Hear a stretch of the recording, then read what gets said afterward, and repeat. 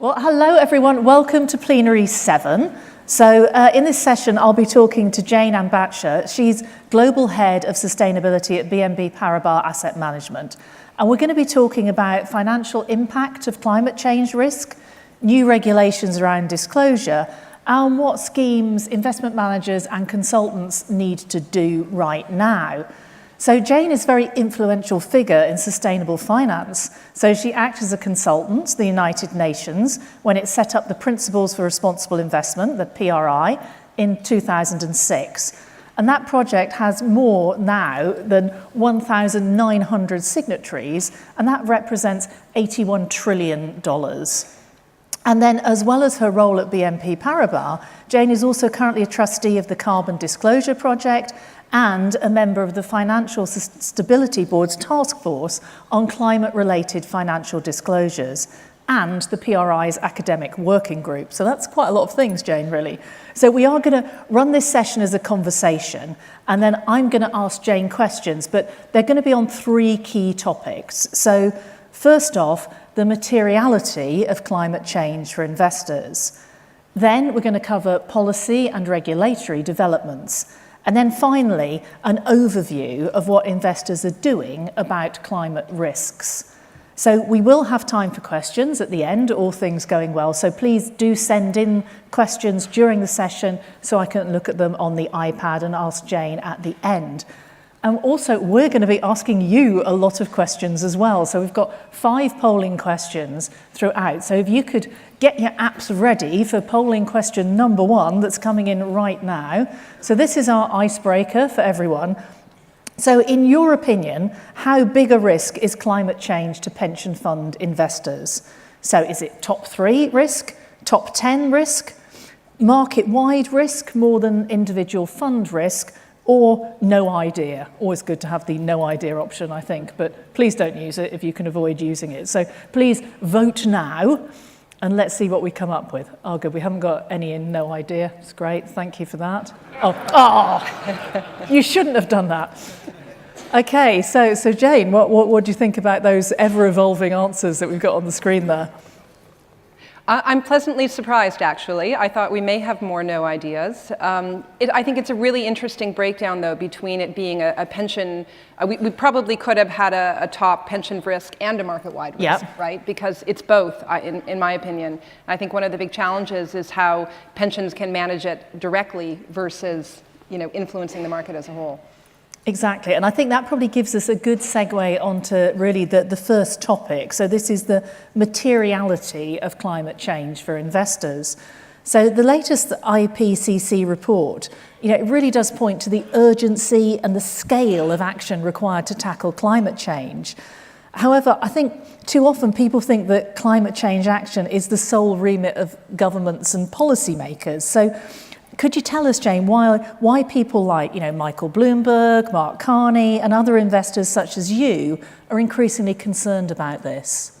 Yeah, it's a great question. And the IPCC, the Intergovernmental Panel on Climate Change, recently published a paper looking at the differences of the implications between 2 degrees warming and 1.5 degrees warming.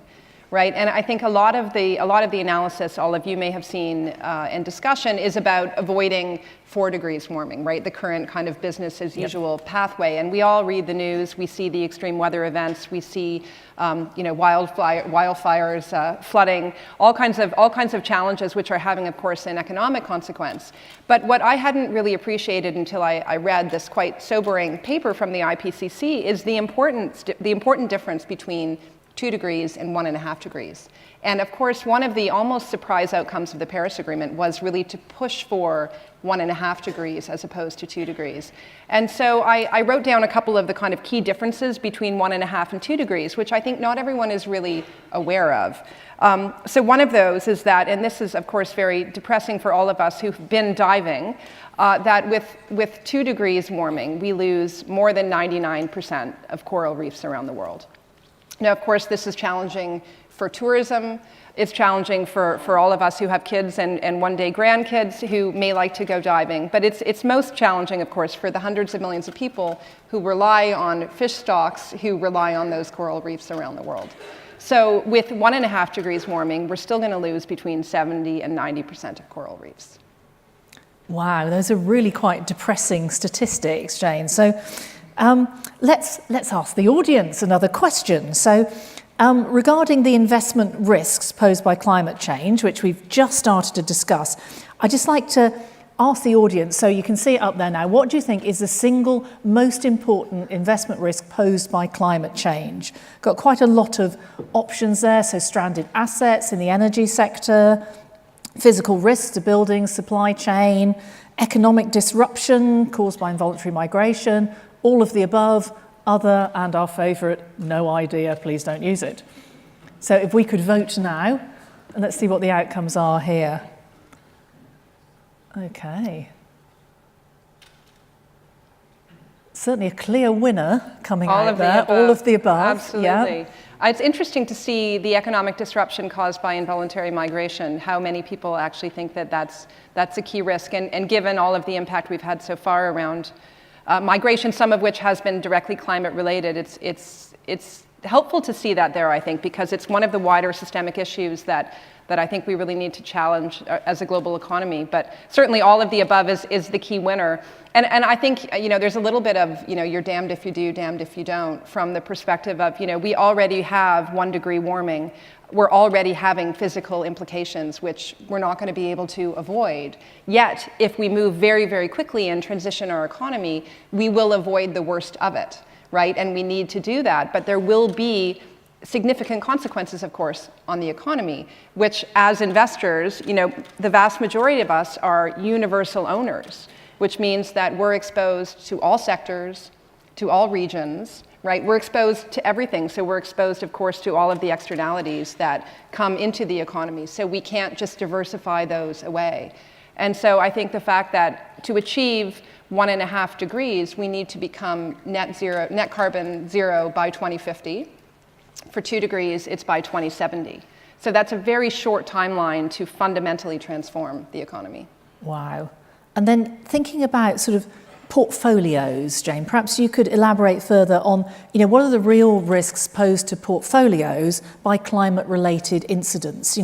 Is it just sectors like insurance or energy? Is it broader than that? Yeah. Well, of course, insurance and energy are big ones. Already in 2013, the Grantham Institute and Carbon Tracker published a paper which found that, in fact, we already have more fossil fuel reserves than we can use if we're going to stay within the limits, right? So we don't need to be investing. We don't need to be investing in companies who are investing in finding more reserves. Those will eventually become stranded assets if we're going to achieve our carbon aims, our climate aims, right? So that's $2.5 trillion at risk in terms of the energy sector. The insurance sector, of course, sees a widening gap every year between insured losses and uninsured losses, right? And so that's something, of course, which is risky from an investment perspective, but also as not just an investor in insurance companies, but if we're thinking about physical assets, increasingly investors, of course, are looking at infrastructure assets. What's the physical risk that we're seeing across those portfolios? And what kind of tools can we as investors access to measure those risks? There are very few high-quality physical risk assessment tools that we can use to look at our real estate portfolios, our infrastructure portfolios. So that's something that we're investing in more, but it's something that we need to collectively spend more time on. And then, will the effects, do you think, be felt more at the portfolio level, pension scheme level, or just across markets? And what does that mean for how investors can actually address climate risks? Well, this is, I think, one of the key challenges. And, when we at Mercer a number of years ago now wrote our study, the 2015 study on climate change and asset allocation, in the conclusion, we talked about investors as being in two categories, either being future takers or future makers. So we're all future takers in that we're all going to be impacted by whatever happens, by higher warming, by the physical consequences, the economic consequences, and or by a rapid transition to a lower carbon economy. So at a minimum, we were recommending that investors be climate aware future takers. But the other group of investors, and BNP Paribas is certainly in this category, are future makers, where we say, look, we all have a huge amount of influence And we're not really using that influence very effectively right now in terms of pushing towards successful implementation of the Paris Agreement. So I think as long-term fiduciaries, from my perspective and many others in the field who are working more on this topic, we have not only an opportunity but an obligation to push towards tackling the market-wide challenges and using our influence with companies and also with regulators to successfully achieve the Paris Agreement, while at the same time trying to manage the risks in our portfolio. And there are a number of tools that are available now to be able to do that. So you mentioned regulators there, Jay. I think I'm going to move us on to topic 2, which is policy and regulatory development. So, we have certainly seen a great evolution in terms of the amount of regulation, policy that's being made now around climate change. And I wonder if you could just give us an update, really, on the more recent policy developments in this space. Sure. I think coming back to the Paris Agreement, one of the very unique elements of it is that Article 2.1 talks about aligning financing flows with the achievement of a lower carbon economy. And France, where I'm currently based, actually was the first country to implement Article 173, which mandated for companies and investors in France to begin to report annually on how they were actually working to achieve that, right? Which is a pretty fundamental question and goes beyond what any other country so far has introduced in terms of not only disclosure, but ambition, right? In terms of introducing that ambition. But the other thing that happened around the launch of the Paris Agreement was the establishment of the Task Force on Climate-Related Financial Disclosures. So Mark Carney, in his role at the time as chair of the FSB, set up this task force, which was and is the second ever task force of the FSB. So the first one was around enhanced disclosures by banks, which was set up in 2009 at the launch of the FSB. So the TCFD was set up really with the initial intention, I think, to focus on corporate disclosure and what corporates are doing around climate. But in the first phase of the task force, so I was one of the original members. I think we were 16, and then there was a next wave of folks who joined, and we were 31. In the initial phase, we actually decided that to try to achieve the aims of the FSB, which was really around managing system-wide risk and pushing on disclosure to let markets then properly be able to assess climate-related risks and price them, it was important not only to push on the supply of information from companies, but to basically foster the demand for that information by asset managers and asset owners. So we decided to extend the TCFD recommendations to the entire investment ecosystem, so to companies, asset managers, and asset owners, who arguably were a little bit outside perhaps our mandate, but we felt that there was a market-wide reason to push for that. And one of the other things that happened behind the scenes was that the PRI, which many of you will be signatories to, committed to align their reporting framework with the task force recommendations to basically make it easier for asset owners and asset managers to provide that information. And at the same time, CDP, which is the corporate reporting platform on environmental issues for something like 15,000 companies around the world, also aligned their reporting platform with the task force recommendations.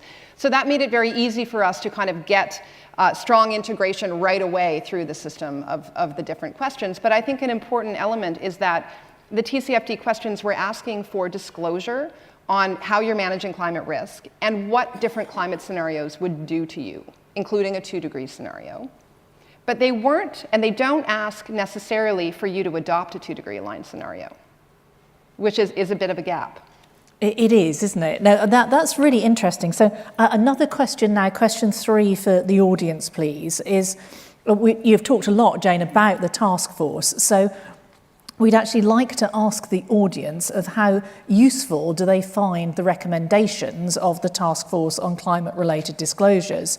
So we've got useful for structuring our own approach, useful for asking companies to report, both of the above, or never heard of it. Hopefully we won't see many of those, but you never know.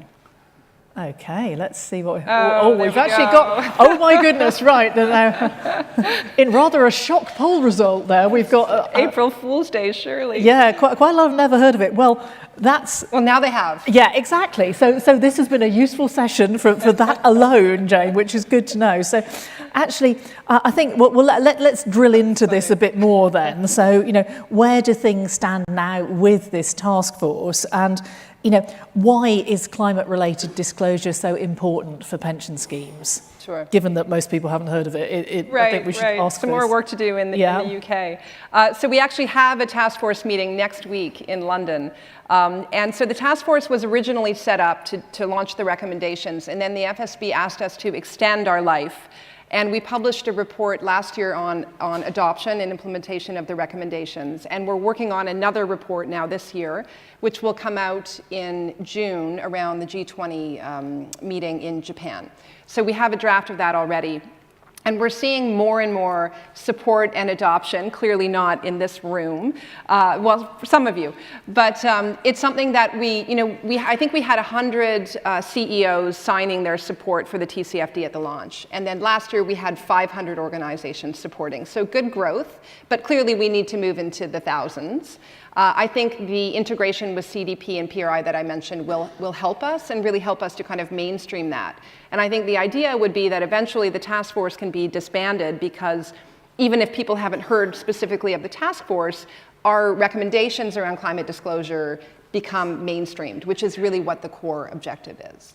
Yeah, that's really important, I think. And then, of course, in the UK, and most of the audience will definitely be aware of this, the DWP recently issued guidance on considering environmental risks as being part of trustees' fiduciary duty. There was a little bit of pushback on that at the time, but do you think the DWP went far enough? Do you believe that we'll actually see change as a result of what the DWP have put in place there? Right. Well, I think it's interesting when you look in the UK context where the implementation is really more voluntary, right? It allows for a consideration of ESG and climate, but doesn't strictly mandate it, right, is my interpretation. Yep. And I think that was a discussion, something that the PLSA weighed in on. One of my colleagues, Helena Vinas-Fiestas, sits on the technical expert group of the European Commission, who are currently working on the sustainable finance task force and platform. And she told me that, in fact, just this morning, there was a decision made around investor preferences and disclosure requirements, and that those will be introduced in a mandatory context in Europe. Wow, so that's breaking news then, Jane, just this morning. News. Yeah, so very good. Those details will unfold. They have also already made decisions around ESG and climate-related disclosures around benchmarks. And currently, the European Commission is debating the recommendation that was put forward by the technical expert group on the taxonomy. And this is something I think that's been a little bit controversial as well. But really, the idea, for those of you that haven't followed it, is to introduce a taxonomy of climate-related or kind of green activity as a way for investors to be able to kind of look through their portfolio and understand from the companies that they're investing in which kind of activities are green and which kind of activities are brown, and to standardize that basically so that end investors will be able to have apples to comparison across different investment portfolios. And when you look at the objectives of the Paris Agreement around aligning financial flows, if we don't have a consistent definition of what that alignment means, then it's of course impossible to measure that in a consistent way. Yeah, I agree. I think that will be useful for us as asset managers, asset owners, pension schemes to have that level of definition. I think that sounds really, really positive. Then what are your thoughts on the work that the EU is undertaking as part of its roadmap on sustainable finance? So we won't do the Brexit thing, but what features of the EU approach do you think we might be able to transpose into the UK, whether we have to or not? Yeah, well, it's a great question. In the UK and beyond, of course, we're all global investors, or most of us are global investors. So it's not helpful to have a Europe-wide taxonomy if we can't then transport that to other markets. So I think there are a number of individuals on the technical expert group who wear global hats. Bloomberg's represented, the PRI is represented, a number of global asset managers and owners are represented. So I know there are discussions about how we can look to have, if not 100% duplicate implementation, how we can have some core elements of consistency across markets. But I think, of course, it's trailblazing what's happening in Europe around sustainable finance. I worry a little bit about us diverging too much across markets. And of course, there are a number of different considerations, both on the investment side and the corporate side from a competitiveness perspective. But I also think that it's important, given the urgency that I talked about and the timeline that we're working on, we do need to see progress in this area. And, we can't let kind of good progress be the enemy of, perfection. And we need to move forward. And so I think that some regions are doing more than others, but as a whole, many things are positive and kind of moving in a positive direction. Of course, there are, headwinds. And then we've talked about regulatory developments affecting investors. Investors also influencing regulatory developments as regards climate? Yeah, this is a really fascinating topic. So there's been a lot of focus on the regulatory environment around investors in sustainable finance, which we've just been talking about. But there is a really interesting group called Influence Map, actually based in the UK, who are a nonprofit who do research on the gap between a company's position on climate. So they may be making public statements, they may be committing, R&D or capex on transitioning in certain areas, or taking a public position on climate, supporting the Paris Agreement.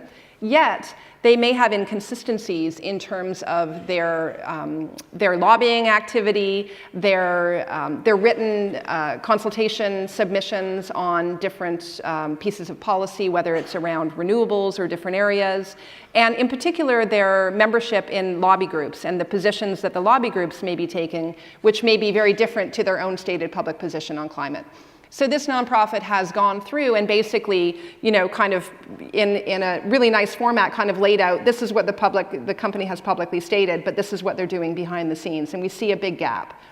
And we did a little bit of back of the envelope work, which will turn into something more formal, but we tried to look at, what's the total spend globally by the corporate lobby against climate mitigation versus the global spend by the financial sector, who, we're one of the biggest lobby groups in the world, right? But we tend to lobby on financial legislation which is directly relevant to us.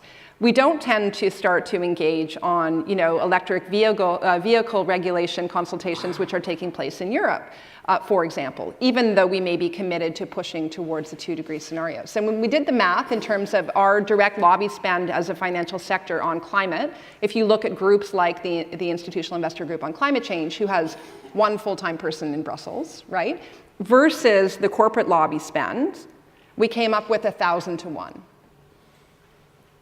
That's just incredible, isn't it? And it does make me think, actually, as the PLSA, we would respond to regulatory consultations about pensions, but not about electric vehicles. So, yeah, that's a really interesting point. And so if we, as long-term universal owners, really have conviction that the economy is relying on us to significantly reduce mitigations in order to deliver long-term sustainable returns, then, as a consequence, we should be weighing in on those consultations. And the next question that we're looking at is, okay, well, are our existing industry trade groups well positioned to do that, right? We probably need to hire some climate experts to be representing our collective long-term investor interests on this topic on our behalf. And how can we do that? It's probably something we should have a coffee and talk about. Absolutely, yes, but we'll follow up on that one afterwards. So I'm getting in quite a lot of questions on the iPad around the Paris Agreement, and then how serious a blow is Trump's withdrawal of the US from it? So there's a number of questions on that theme. So I'll just ask you that now. Well, that's Jane. one of my favorite questions, actually. So thank you for putting that in. So of course, on the one hand, it's terrible news, right? And if you just read the headlines, you say, okay, well, look, they're out. That's, there goes the Paris Agreement. On the other hand, in fact, Trump's statements very early on about pulling back from Paris, they haven't legally pulled out because they weren't able to at this point, has led to a group of cities, states, and companies who together represent about half of the US economy to put forward something called America's Pledge. So they're the We're Still In coalition. And they together have committed to delivering all of the emissions reductions that the US pledged under the Paris Agreement. So in fact, they're still delivering that. And Michael Bloomberg, from his foundation, personally paid the dues that the US owed to the UNFCCC, something like $15 million that the administration didn't pay. So he actually paid that to make good on the US commitment. So, you need to kind of look under the hood and see what's going on. And I think that led to become a catalyst for more cities, states, and companies to take action than they might have otherwise. That's great. Great that Michael Bloomberg had that much spare change to put into it. So yeah, fantastic. Right, well that probably does move us on to sort of our final main topic for conversation, which is really an overview of what investors are doing about climate risks. So I think it would be good to again hear from the audience. So we can go to our question 4 of polling. So it's sort of thinking about, you investors in the audience, how are you protecting yourselves from climate change risk? So carbon footprint reduction, avoiding brown assets, investing in green assets, all of the above. Something else, we rely on our managers to address this, or currently doing nothing. So if we could vote now, audience, and see what are we doing? Aha. Okay. Relying on our managers to address this. Well, I mean, a lot of the audience will be invested in pooled funds, Jane. So, that in some ways, I'm not totally surprised to see that. Oh, I mean, absolutely, it makes sense. And I think that, asset owners should expect a lot from their managers on this topic. And there is a huge degree of variation in terms of what different asset management firms are doing. And they should be, asking tough questions, for sure. Yeah, no, that's very interesting. Okay, and currently doing nothing isn't a huge proportion. No, so that's very encouraging positive. as well. Yeah, very positive, even without the TCFD. Yes, yeah. Absolutely, great. So Jane, you were at Mercer for many years. We were just saying earlier we didn't really overlap very much there, but they certainly did publish some very interesting reports on climate change, asset allocation. Could you just talk us through some of the key findings there? Yeah. Absolutely. So we, in fact, published the first study in 2011, which was pretty early, in fact. I think a lot of people were not ready for it. But then a big update to the study in 2015. And in fact, I was just chatting with my colleagues at Mercer recently, because I know over the last 18 months they've been working on an update, which I was involved with before I left in the summer. And they're going to be publishing it in April. So look out for that. But in fact, they've already used the updated model with a number of different clients and have told me that some of the implications are very similar, but in fact, even more apparent. So a 2-degree scenario looking forward is really the only one that is acceptable for long-term investors. One of the criticisms that we'd had in the past was our modeling only went out to 2050. Where in fact it's the second half of the century where the most significant physical implications will be felt. So this time the physical risk scenario is out to 2100, and which leads, of course, to the bigger negative consequences of the 3 and the 4 degree scenarios that have been modeled. They again will see, and we saw already, very negative implications on certain sectors, including energy, and also in the higher warming scenarios because of the physical risks associated. So it wasn't completely binary in terms of what you see in 2 degrees and what you see in 4 degrees. So very interesting work and something I think that's been really important in helping to, over the last 5-10 years, really helping to kind of pave the way for mainstreaming of this topic. So it's really great to see that this update is coming out soon. And then, of course, now you're with BNP Paribas Asset Management. So just really quite interested, why the change? And, what's your approach to climate change now you're in the new organisation, both for you and how you approach things with your clients, really? Yeah, absolutely. So I was at Mercer for a very long time, and it was a very tough decision to leave. It's a great organization, but I was just ready for a new challenge and was really won over by the future maker spirit at BNP Paribas. So they had undergone a big exercise at the executive level where they really wanted to embed sustainability kind of more firmly at the core of the strategy. and really evolve all of our investments in that direction. So for me, that was, just irresistible. So I joined in the fall. We had already a great team in place, but I've hired 12 or 13 new people since then as well, including Mark Lewis, who is also on the TCFD and a well-known expert in the topic of climate change research and risk management. So we're having a lot of fun working on a lot of different things. And actually, next week we'll be launching an update to our coal policy. We committed in 2016 to align our total assets, so across the organization, with the Paris Agreement, which was a very ambitious commitment.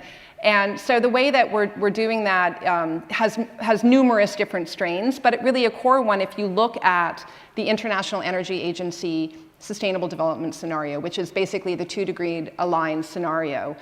You look at the required emissions reductions and where they come from in the context of energy. 93% of them come from coal use reduction out to 2025.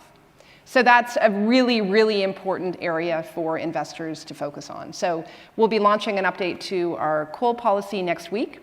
And the week after that, we'll be launching our global sustainability strategy, which really focuses on all of the different elements that we're implementing, but more broadly that I think all investors can implement when we're talking about not only climate risk management, but sustainability. So just talking about the areas in a general sense in terms of what investors can do and what many of you I think are relying on your managers to do, I would say there are 5 key kind of building blocks. So the first, of course, is investment, right? What are the different thematic trends? What are the different thematic areas, whether it's looking at energy transition and the companies that are actually going to benefit from facilitating that, whether it's water funds, whether it's kind of human development funds, impact investment. So where can you put your money to work in interesting areas is, of course, a very important thing, but not the only thing. Investors need to have a fuller approach and diversified across all of the different asset classes. So ESG integration, of course, is a really important area. And for all of the investors focused on climate, that can look at things like integrating climate considerations into index funds, which LGIM, of course, you guys have some fantastic funds in that area, the Future World Fund, which is not only low carbon, but also tilted towards green. And looking to benefit from that source of growth with a very strong engagement overlay, which is, of course, the third and very important area in terms of looking at stewardship. So we have a very aggressive proxy voting policy, also on climate-related disclosures. But many of us are working together on engaging with companies around climate. And I think an initiative that some of you may be aware of, but which is incredibly exciting and important, I think, is the Climate Action 100+ initiative. And so for those of you that aren't familiar with it, the history is that a couple of years ago, CalPERS was undertaking an exercise to look at their carbon footprint of their thousands of exposures in the portfolio, and realized that, in fact, something like 80% of the greenhouse gas emissions in their portfolio were coming from something like 100 companies. And they said, wow, this is fantastic, because that's a number I can actually engage with. And all of my friends are also typically invested in these companies, so let's coordinate our engagements. So Climate Action 100+ was set up as a 5-year initiative. It has something like 400 investors signed on to it, representing something like $30 trillion, so almost half of the PRI. And there are 160 companies now on the list who are being engaged with by different investors around the world, of the 300 or so who are members. So we at BNP Paribas, we either lead or co-lead on 7 European company engagements. And we've actually recently appointed a head of stewardship in the Americas, based in New York, Adam Kanzer, who joined us from Domini, and someone starting actually next week, I think, our head of stewardship in Asia, based in Hong Kong. So we're adding a couple of names in Asia and also in North America. And the idea is that you have a lead and a supporting investor backed up by the broader group who ask these 160 companies to do 3 things. One is to have a 2-degree aligned business plan. So a business plan aligned with the Paris Agreement. Now that, of course, is a very big ask for these high impact sectors who really make up this list. The second is to have a climate aware board. So who on the board has a high degree of competence around this topic particular to that sector. And the third is to provide climate-related disclosures following the TCFD format to the investment community. So we've already had a number of kind of quick wins with different companies and some more challenging conversations. But I think that the fact that we're coordinating this discussion really gives me a lot of optimism. So that's kind of the third area around stewardship. The fourth area is around divestment. Right, so there are, for us, certain areas like, certain types of coal financing or power generation, which, we're just excluding from our portfolios. And then the fifth area is really around measurement and reporting. How do we mainstream the measurement of looking at things like not only carbon emissions, but what's the split of green versus brown revenues in your portfolio? How can you look through to that? How can you report that consistently to clients? And not just on climate, but also on issues like gender diversity at the board level. You can get pretty good data on that now. So is that something we can systematically, calculate and report? What's our exposure to deforestation through the supply chain in the companies in our portfolio? How can we measure that? What's our exposure to water stress? How can we measure that and report that? So I think collectively, we all need to kind of normalize the fact that these core kind of key indicators relating to climate and sustainability are increasingly something that we can measure and report. And asset owners should be expecting that from their managers. I think that's great because it makes it slightly more manageable. If you're engaging with a set number of companies asking, 3 key questions, people can do that. Otherwise, I think sometimes it's just so hard because you're looking at, all of these issues that you have to cover, and it just can seem a little bit too much. Yeah. So, coming towards the end of the session, I would like to ask the audience one more question, though. So, where they feel that their institutions are in this climate journey, and how well equipped do you personally feel to be able to manage climate-related risks or opportunities? I do love the first one. I'm a climate genius, so I do hope to have quite a few people saying that. Relatively well equipped, early days, but working on it, or no idea. So let's see how we all end up from this.